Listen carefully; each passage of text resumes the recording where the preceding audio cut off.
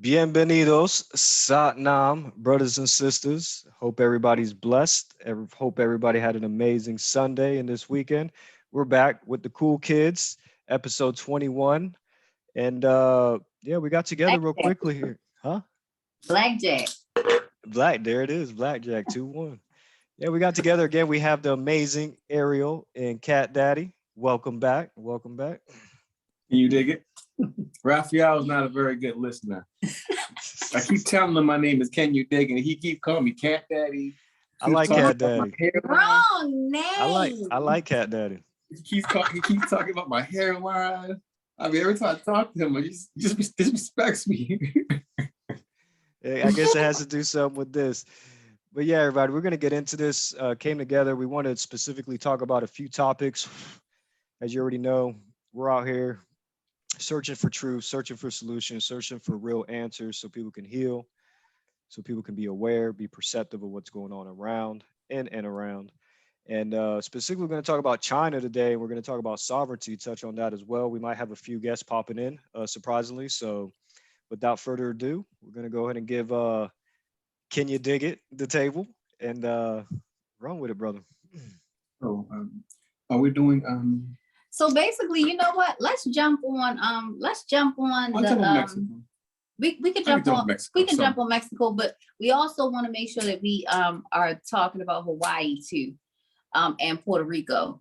That's a big deal. But mainly Hawaii. Yeah. Mainly Hawaii. Yeah. So yeah. are we going through Puerto Rico? Yeah. Well, later we got we right now we're working with Hawaii right now, but Puerto Rico will play this part. Oh, we gave Puerto Rico a big shout out today. Yesterday I did an interview. Okay, yeah. Well, okay, appreciate you. Yeah, I was on the podcast. I was listening to you. Oh, that's what's up. That's what's up. So doing big things, by the way. Salute. Oh yeah, man. I'm telling you, listen. Oh yeah, you just Santana have no idea. Was he did a podcast. This is for the viewers. Santana did a podcast. Check out Blacksit. We'll put in the link. Yeah, Blacksit is a YouTuber, and they also the repatriation. Black people can go to for Black people to go back to Africa if that's what you choose. If you feel like your heart, your lineage is it's better than America. Just get out. If you can't go there. Yeah, and she's very, very helpful. It's a way if you are Black and you live in America, or you Puerto Rican live in America, you can say Black. Close enough. Don't matter. You can just say what you are. You can go if you got African descent. You with us. You with us. So you win. All they're gonna do is all you gotta simply say is I'm African, and she's an advocate, so she'll so she has a whole organization to make sure. Doing amazing work. She's doing amazing work. She is. She's getting people in there, and she's getting people land too. And she has she's completely set up. Yeah. Like the funny thing about it, Raphael, everybody talks so much shit and calls me a liar, but I set her all the way up. They can go for I got something set up so fucking seductive. These buffoons and clowns, I set it up before they even start taking my shit because I knew they was gonna take my shit, Raphael. I was like, you clowns, I know y'all was gonna steal my money. Yeah, we got it in Ghana, Gambia. I'm enemy of the state. I knew what they were gonna do.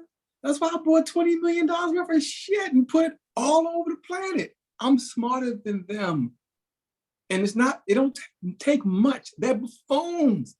I called the FBI today, brother. Oh, man. Again? Yeah, I call FBI. I call Homeland Security. I've been calling because I just want to make a record. It's like we're saying. I call FBI, I call Homeland Security, I call the Maryland State Police, trying to just report a crime. And I just want people to understand or find out how you can. They can listen for themselves.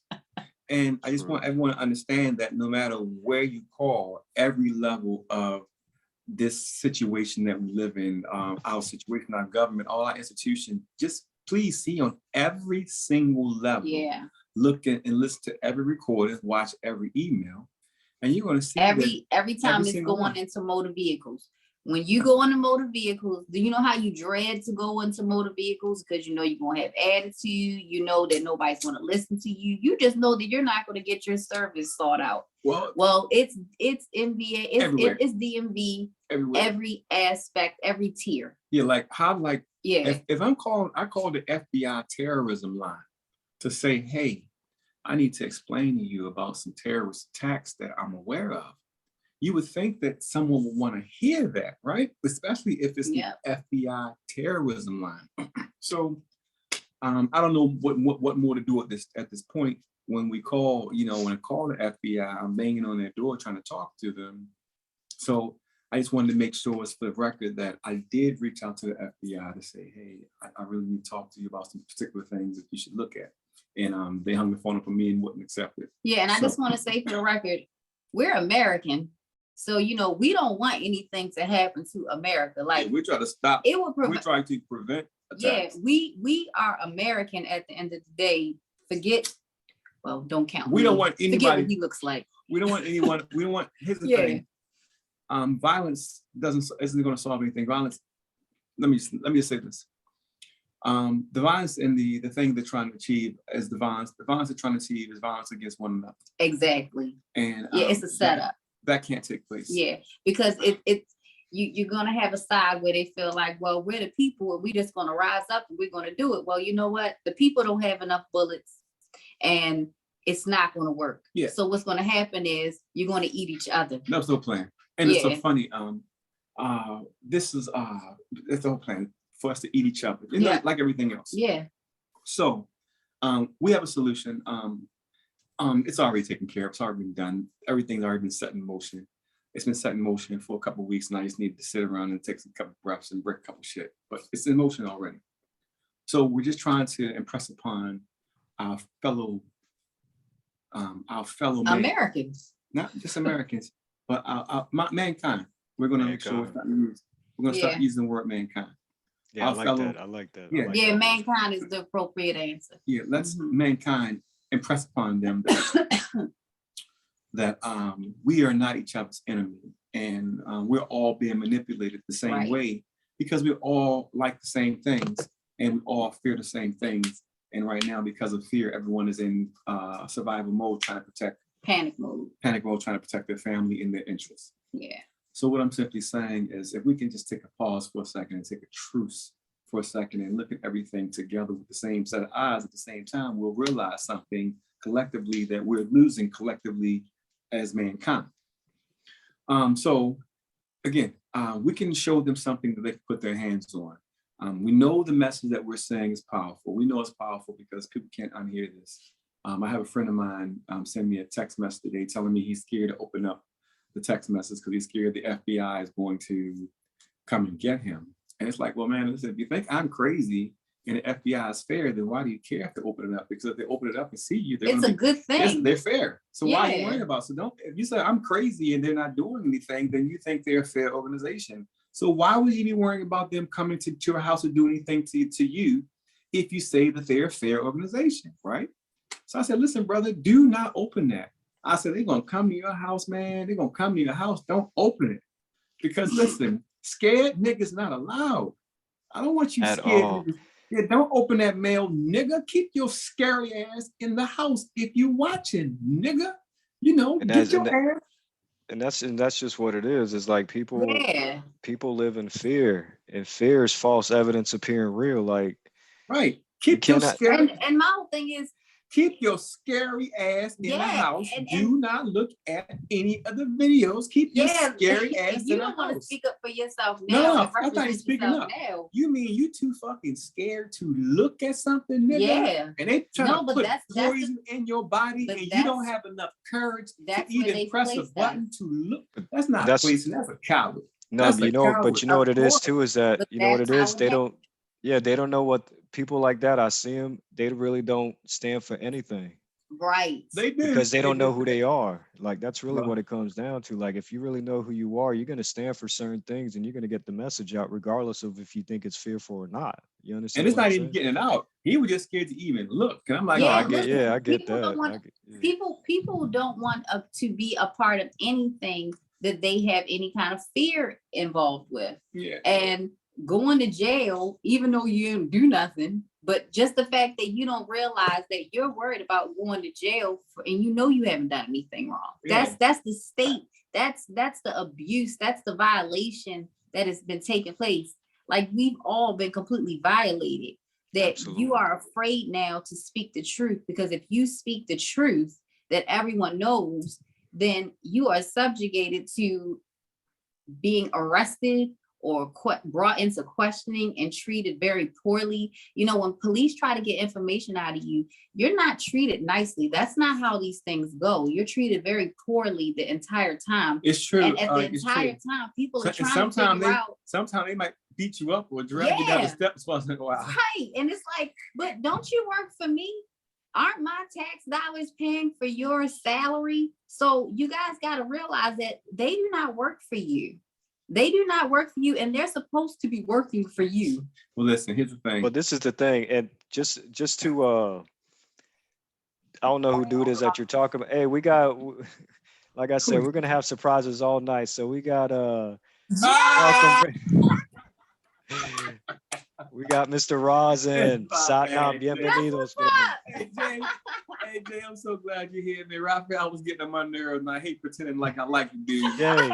Jay, can I interject real quickly as the host here, Jay? I came on, right? And the moment that I saw Santana, I'm like, I'm rubbing off on him. Look, now he got his hair up. He got a black bandana like me. I'm like, man, stop it. Stop it. Like, come on. I'm Puerto Rican. He looks like an extra from Arrested Development video. Tennessee head ass. So,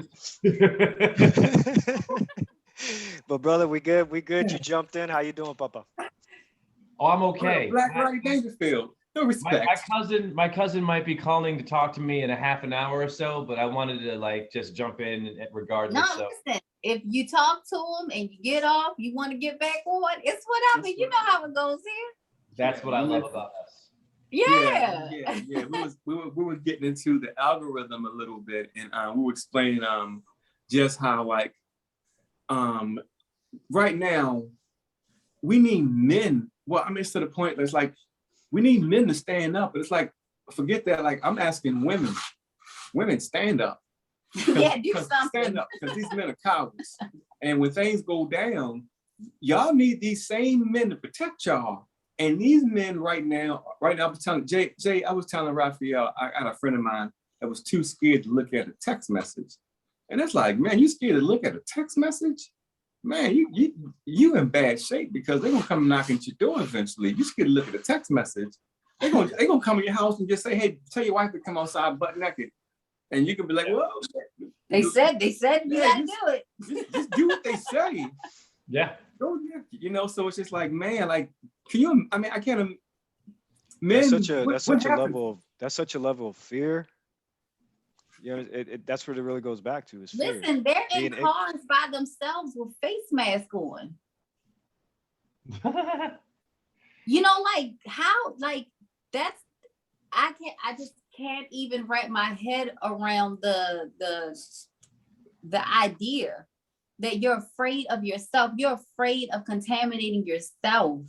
It's like no one's in the car with you. Yeah, and it's like, do you see that they're taking more from us every single day? Yes. You know that the World Health Organization has a bill in place right now that has made it that all the nations who are now sovereign lose their sovereignty when they come in with their military for their medical procedures. Their mandates. So they have mandates now, and they're basically saying, even in America, that their mandates mean that they can come in with the WHO military, and they force their mandates even in America, and not one politician is mentioning one thing about it. They're trying to get this done the next 6 months, where they come in and their military takes over America. And this is public, and not one person discussing it, not one politician, no one, whether it being a Republican or a Democrat. But they're literally signing up our rights over to the WHO, and you cannot fight them. They are about to be the world's army. They're about to be the world's police. Yeah, but guess what? They're not talking. It's going on, but guess what they're talking about? So people are unaware. They're talking about monkeypox. You see what I'm saying? Exactly. That's the smoke screen. So let me tell you how this goes down.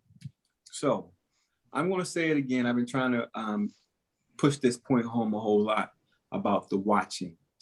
Raphael, if you can pull up an event. I was playing around with Mexico today because with this 13-year algorithm, everything is very, very clear and everything right out there. If you can pull up 1975, is that the? If you can pull up the What are you looking for? the train press right here.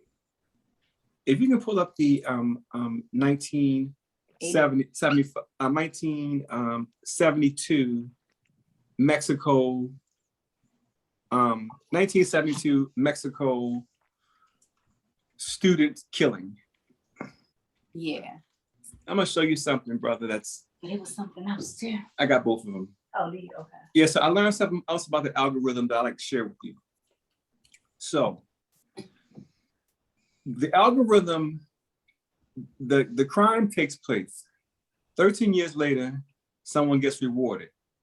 But what I also found out is if the place that gets rewarded, when it's time to punish the city who to do the next sacrifice, they have the ability to punish you twice. And let me explain it to you.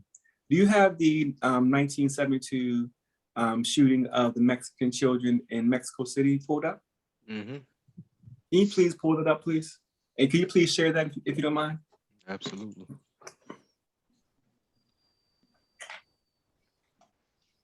Let me go and share. So again, if you're unfamiliar with this, we found an algorithm that shows that these public massacres, assassinations, disasters, what ends up happening is that 13 years later, the region where the massacre took place gets rewarded financially. They get rewarded with building a variety of different things. But we find that, yes, sacrifices are taking place, and 13 years later, the particular region that performed the sacrifice gets rewarded. So that was the 1971 Student Massacre in Mexico City. So what happened was some Mexican military just opened fire on a bunch of protesting students and just killed them, cold blood, peaceful protests. Yeah, it was a lot of them. How many was it that got killed? It went on the process. The very crazy part about these protests, they were completely peaceful protests. It went on for 6 months. They massacred and killed children protesting for 6 whole months. And if you can pull up the death toll is pretty high, but in addition to the death toll being high, they don't have actual dates because that's what I'm reading. It went on so long. So 13 years later, if you look at Mexico City 13 years later, in 2000 and I'm sorry, that was in 1985. Was it? That's it. Okay, look at 13 years later and look at Mexico earthquake. That's what I'm trying to show you. Yeah, before I go there, it's just funny because I'm looking at this, and in the very background it says El Phoenix. El Phoenix. Wow. Are you kidding me? Wow. Yeah, look at the picture. It says El Phoenix. You'll look at 13 years after this event, and you're going to find that would be what was that year again? That was that year happened 1971. With the kids? Yes. So that was 1974. So 1975. So 13 years after that is going to be 81. I'm sorry, 84. So look at 1984 Mexico, and you'll see what happened in the region where those kids were slaughtered.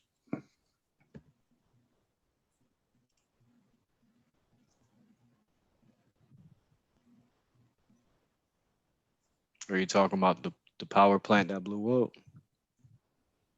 84. There's a couple of things. No, see, because I think that you got it mixed up because this is the massacre. This is 68.